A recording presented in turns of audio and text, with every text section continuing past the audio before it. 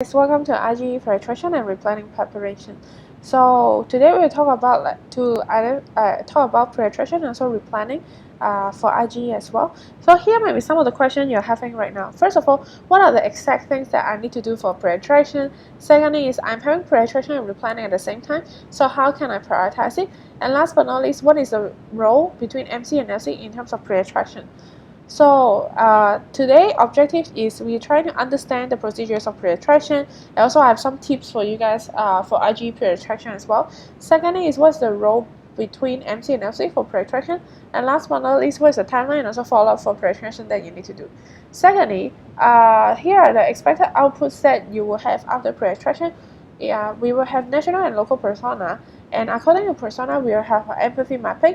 Then going along with market analysis, competitor analysis, customer journey mapping, and last but not least, pastel analysis. So I will go through one by one with you guys. First of all, in terms of persona building, so here's a video talking about like how to build a persona. So if you don't have an experience before, so you can go through this video and understand like how to build a persona step by step. Secondly, here's the global persona. So afterward, you may have a question is how I can build my national persona accordingly. So here are some tips for you guys on building national persona. First of all, you need to start with the global persona bucket. For example, CEO, founders, department manager, or HR manager. Afterward, then you will amend the persona details based on your past data and also experience yourself.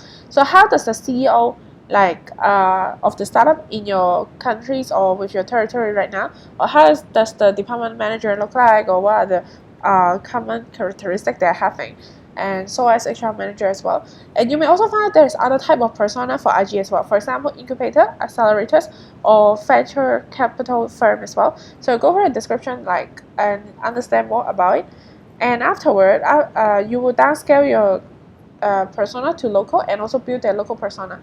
So usually here is a tip is for LC in the same city. Usually their persona will be quite similar because they are using the same infrastructure in the same city as well. So it may help you to reduce the resources that you need to allocate for building the persona in that city itself. So here are some tips in terms of building persona. First of all, you need to understand the startup structure. So here are some example I have put it here. On the left hand side, you can able to see the product-based startup organizational chart. You also see for example, they have GM, also founders here. Under them, they will have different departments. For example, if they are product-based, then every product team, they will have research, and analysis part, engineering, and also design. While for their back office, they will also usually have admin, legal division, finance or HR, or also marketing as well. While you can also see there are some new tech startups focusing on technology, so the structure will be a bit different. For example, they have GM and founder as well.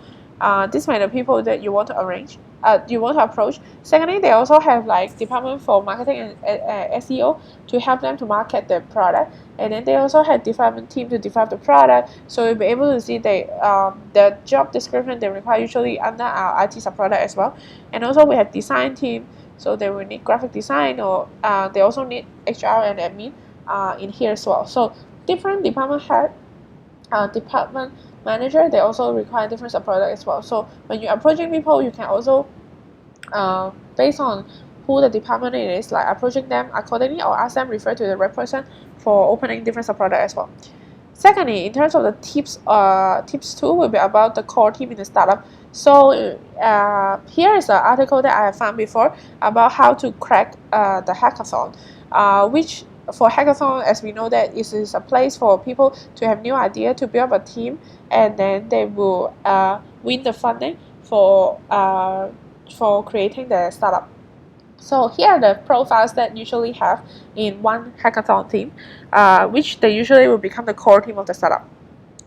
There will be 3 types of people. First of all, they will have a coder who support them in terms of doing IT development for a product. Secondly, they will have a presenter or salesperson to sell their idea, also selling the product to the people as well. And last but not least, they have a designer to design how does a product look like, and how is the experience of the user using with the product itself. So these are the major 3 role of it. So if you're finding a CEO of the startup, usually they are either one of these profile where they hire other people to help them to accomplish the product itself. So you may also look into analysis of different CEO that you're having right now, which part of the profile that are coming in. And tips 3 about startup. Startup usually have 5 stages as well. For more, you can also search online. So here are the 5 stages that you can find online, and some of the description itself as well. So based on the stage of the startup, it can also help you define what are the needs of the of the startup having right now, so you can have a better sales pitch of that. For example, if they are in stage 2, which they are building the MVP, minimum valuable product, so usually they're focusing on prototype building and they need more support on IT or engineering. Secondly, they also have for example on stage 3 they will be more focusing on finding the product fit or the market fit as well.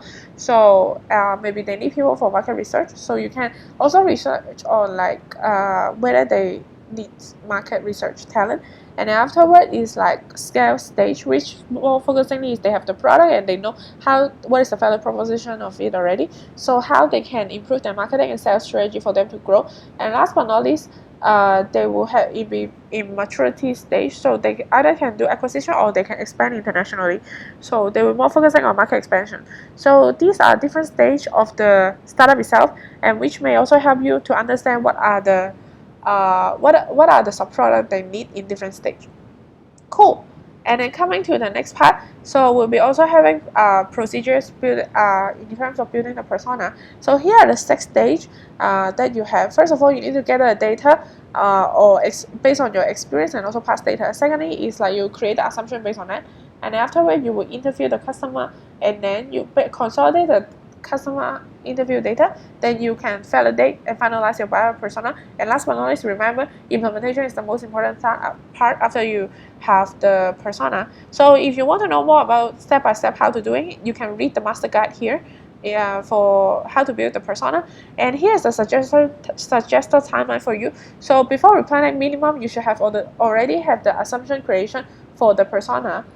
And of course, it will be great you can validate before replanning as well. But if you can't, you can also before January coming, then you can also go through all these steps as well for before the end of December. Cool. So I hope it helps. And you may also have a question in terms of national persona and local persona. So for local persona, it should be under the bracket of national persona. And secondly is national persona should not be more than 3. And local persona should not more than 3 as well, because they're built based on the national persona. So if you have more than 3, then it will be very hard for you to do sales pitch accordingly based on the persona. So unless you have very, very special persona, for example, with incubator or accelerator, so on and so forth. And for local persona, it should be more detailed compared to the national persona. While how you do it is you should be more focusing on how to source this customer through empathy mapping, which is the second part I'm going to talk about right now. For empathy mapping, here is also a video talking about how to build an empathy map as well. Go for it. If you it's only less than 3 minutes, so it will help you to have a better knowledge on how to build an empathy map. So what is empathy mapping? Empathy mapping is helping us to accumulate all the information we know about the user and try to get deeper insights about it. So it can also help us to understand the customer needs and make decisions on what are the strategies that we're going to implement. So here are some of the tips that I'm having you guys with when you look in the persona and also the empathy mapping. Some of the part may be quite similar in terms of challenges and goals, which is quite similar to the pain and gains in the empathy mapping. So when you design a question for LCs to do interview, try to simplify it and not overlapping too much in terms of the question itself. So it will help LC to understand how to build a better persona as well. Cool. So here's the role between MC and LC. First of all, is build your national persona. Remember, not more than 3. Otherwise, it will be very hard for you to design the strategies in terms of sales. Unless you have very special profile. And secondly, you have a general empathy mapping based on your current information. For example, so you have an assumption built for your national persona and empathy map. Secondly is provide sample questions for the LC to conduct customer interview. And then remember, the most important thing is how to teach the LC on how to ask follow-up questions in the interview, so you can get deeper information from the customer. And for LC, they are important for them to conduct customer interview, and then they consolidate all the data that they have right now, so they can finalize the local persona and national persona with the MC together, and they can plan the attraction and sales strategy based on the persona for getting more open and also getting more lead. Here are the past steps between MC and LC. You need to do it together. First of all, finalize the local persona and national persona with the LC together. Second is design your national promotion and sales campaign based on the persona, or what is your sales strategies that you're having right now. And last but not least, track the usage of the local persona in LC level for doing attraction and sales. So the next part is about market analysis. What is market analysis? Is like is a tool, is an assessment for us to understand our market. And the purpose of this is trying to have to understand and also have all the data about our customer and also our potential customer. It also helps us to measure the size of the market in terms of volume and also value as well. So here you can see customer and potential customer, which means that you can also interview people who approve them in the funnel, so which means they buy a product already, or people who drop off from the funnel, or they are your target market. Here are the four main parts like for market analysis. For example, geographic segmentation, demographic segmentation, psychographic segmentation, and last but not least, market trend. So first of all, for geographic segmentation, you can do it through online research. So which you this is the part you have it in your MC replanning tools already. So first of all, is how many cities that you're having iGE. For example, you can try to measure on like your LCs, like for example CTA, how many open they're having right now and how many approved they are having right now. Also at the same time, you can like see, and then you can see the conversion rate, and also you can see through the channels that you're having right now, like how many people show interested in your product, and at the end of the day, how many approval you're getting. For example, LinkedIn may be a more useful channel compared to Facebook in terms for iGE. So secondly, you can also identify your potential market. So besides startup itself, like we have talked about already, there's also can have like incubator, accelerator, can be your target profile as well. Yes. And then secondly is about demographic segmentation. So it's also for us to understand like the customer, like what are the age that they are age range, and also how big our market size currently having. So for example, you can look into this of one of the website that I have found it before. It's called Startup Ranking, and you can find like in your countries or territory, like how many startups that you're having. And this kind of website maybe also exists in your other national websites in your local language as well. So I would suggest you research online to see like any kind of website like this can help you to measure your market size. And afterward, you can define like your penetration. So yeah, for example, like this one is one for OGX, but like I think you can quite similar to i6 on how to doing it as well. So for all the like startup you're having in your country right now, trying to filter it a bit, like how much startup that is potentially can have enough budget, and also the needs it have the same needs for iGE this product as well. And then based on that, you can decide on like your potential OP taker that they were going to have opportunity with you. So you're able to set the goals for your open. And remember one more thing is, if you don't have B2B department, you need to fill in this part in the working sheet as well, which is in the external relations, the worksheet for BD. So you also need to set the funnel setting on conversion for lead contract, like initial meeting, proposal sent, follow-up meeting, proposal confirmed, and contract signed, so on and so forth. Okay. So please don't miss out this part for setting your goals as well. Cool. The next part about psychographic segmentation, which we try to find out the values, the behaviors, hobbies, and also the interests of your persona. So this is the reference I'm getting from Answer in US. So you can also try to have it as you can try to go through it and take reference as well. This part maybe you need interview through with your LC as well. Cool. Last but not least, there's market trends. So this part maybe you can do online research and interview to understand like what are the trends that we're going to influence your product for iGE. Cool. Next part is about competitor analysis. This part of the competitor analysis, we're trying to use Porter 5 forces to do the competitor analysis, and there's 5 parts already. So you can go for it and fill in accordingly.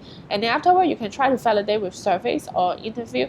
So you validate whether these are your strong competitor, and you can define your sales strategies and also your product packaging based on your competitor analysis. Cool. Then we will have customer journey mapping. So here is also a video talking about how to design a customer journey. So short video, so go for it a bit so you will know about like how exactly the whole flow on doing a customer journey mapping. So here are some tips about it. So I will first of all talk about national customer journey. So for this, first of all, you need to define the source of your customer. Is it usually through cold calls, emails, digital, or maybe you have some B2B offline event as well? So what are the channel that what are the source that you're having right now? Secondly is like define the channel or before and after like they have contact with you, and then afterwards define the role between MC and LC, like what are the responsibility of it, and then you can define the information that you're going to have it in different procedures. So I will show you some example afterward. And last but not least, like reconverting your lead throughout different activities in the customer journey you design, and then you can design the content and also the CTA about it. How are we doing this part, like especially point 5 and 6, I will go to talk about it now. So this is the example of customer journey mapping, which I strongly suggest you to do with your LC together. First of all, your customer may be usually coming from emails, the cold email you send, and then cold calls, or maybe like some of the people having like networking events as well. So you get some people who interested to some people who are from the startup who interested in your product, or maybe some of the entity trying to using LinkedIn to sales as well. So you may be seeing the content from iGE page in LinkedIn, and then you can ask people to go for it. And then afterwards, it's like maybe people will have a first meeting with you already, or afterward, like for example, after networking event, they may be having first meeting with you already, you confirm, or maybe you send email and then have call with them to schedule a first meeting again. So this is a flow that designed by you and your LC together. Try to think more about like how you can reconverting those people throughout your channel, and then also through your lead nurturing system as well, and then until they having an open with you as well. Cool. And which you can also decide like after open what are the content you're trying to send and keep engaging with your customer. This will be also help is required during you do the customer journey mapping. So I hope you have a clear understanding on it. If you need any help, feel free to approach me. And last but not least, there's a pastel analysis. So this part will be quite similar to the first one you do in MC planning. So click on the top left corner then of your plan tool as well. So you'll be able to find the resources on, there's a website talking about how to do a pastel analysis. For this pastel analysis, we're trying to like identify what are the positive impact and negative impact that will impact our operation in second semester of our term, and also the first semester as well. So you'll be able to identify how does it influencing our product in terms of operation. So if you want to know, if you want to have some other information as well, this is one of the useful material that I get from my team. So which is issued by UNDP. This report is quite long, so if you want to go for it, it may take you some time for the report as well. So schedule a time to prepare. Yeah.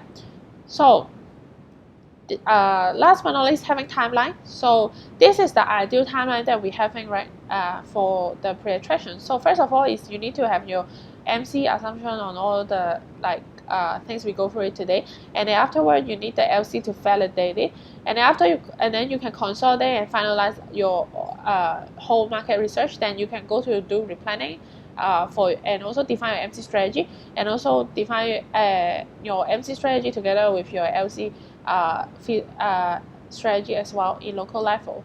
While if you don't have enough time and replanning is very near, so one of the suggestions you have you right now is based on your past experience, like you can also have a market research on all these, and then you go to replanning to decide your MC strategy.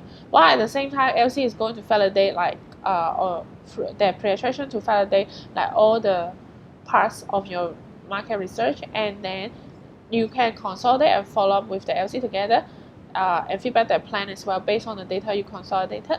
And the last but not least, you need to leave some time for adjusting your MC strategy and also adjusting your LC strategy as well in terms of attraction and sales. cool.